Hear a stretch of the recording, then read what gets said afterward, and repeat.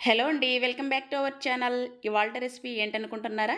ఇవాళ మరో simple and టేస్టీగా ఒక డ్రింక్ ప్రిపేర్ చేసుకుందామండి. బ్రేక్‌ఫాస్ట్ బదులు ఈ డ్రింక్ ఒక్క గ్లాస్ తాగామంటే కడుపు ఫుల్ అయిపోద్దండి. అదేవిధంగా కడుపుకి హాయిగాను ఉంటుంది. లైట్ వెయిట్‌తో ఉంటుందండి. మరి ఇంకెందుకు ఆలస్యం? ఈ హెల్తీ డ్రింక్ బ్రేక్‌ఫాస్ట్‌గా ఎలా ప్రిపేర్ చేసుకోవాలో చూసేద్దామండి.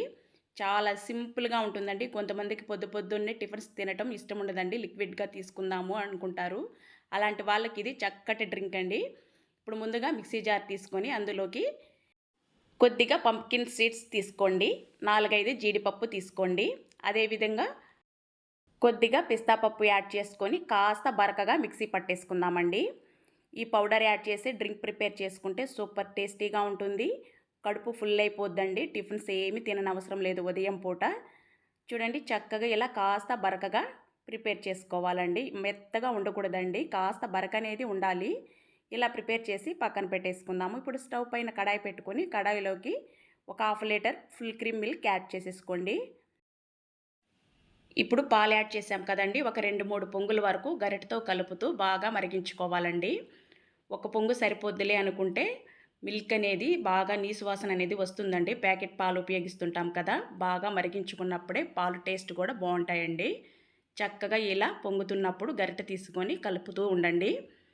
ఫ్లేమ్ని అడ్జస్ట్ చేసుకుంటూ మరిగించుకోండి. చక్కగా తొందరగా మరిగిపోతాయండి. చూడండి కాస్త పైన మీగడ కట్టింది కదండి, ఇలా మరిగించుకుంటే సరిపోతుంది. ఇప్పుడు ఒక 3 వరకు బనానా తీసుకొని సన్నగా కట్ చేసేసుకోండి. ఎక్కువ పండిపోయిన పండ్లు వద్దండి, మీడియంగా పండినవైతే సరిపోతుందండి. చక్కగా ఇలా సన్నగా కట్ చేసేసుకొని పక్కన పెట్టుకుందామండి. ఫ్లేమ్ సిమ్లో పెట్టుకొని పాలు మరిగించుకుంటున్నాం కదండి. ఇందులోకి ఒక చిన్న కప్పుడు ఓట్స్ని యాడ్ చేసుకోండి. ఎక్కువగా యాడ్ చేయకండి, చిన్న కప్పు అయితే సరిపోతాయండి. చక్కగా ఓట్స్ యాడ్ చేసుకొని మరొక 1 మినిట్ పాటు మరిగించుకోండి. ఫ్లేమ్ని అడ్జస్ట్ చేసుకుంటూ మరిగించుకుందామండి. చక్కగా ఓట్స్ యాడ్ చేసిన తర్వాత చూడండి కాస్త ఓట్స్ అనేది కాస్త మెత్తబడింది కదండి.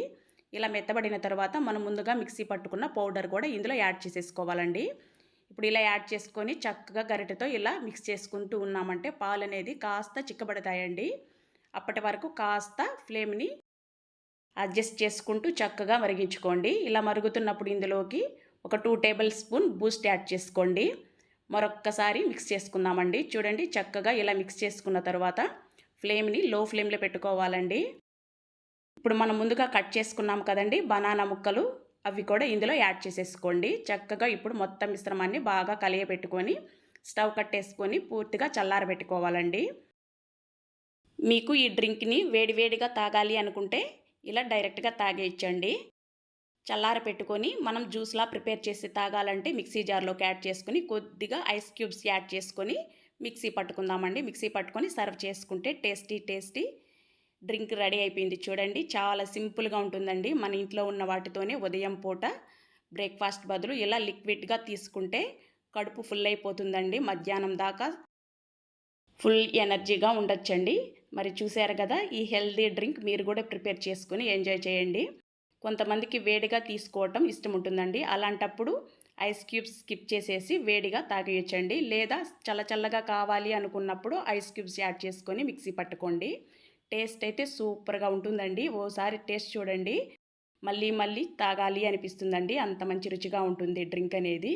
హెల్త్కి కూడా చాలా మంచిదండి. మరి ఇంకెందుకు కలిసి మీరు ప్రిపేర్ చేసుకొని ఛానల్ అయితే తప్పకుండా సబ్స్క్రైబ్ చేయడం మాత్రం మర్చిపోకండి. అదేవిధంగా ఓ చిన్న లైక్ చేసేయండి. Thank you.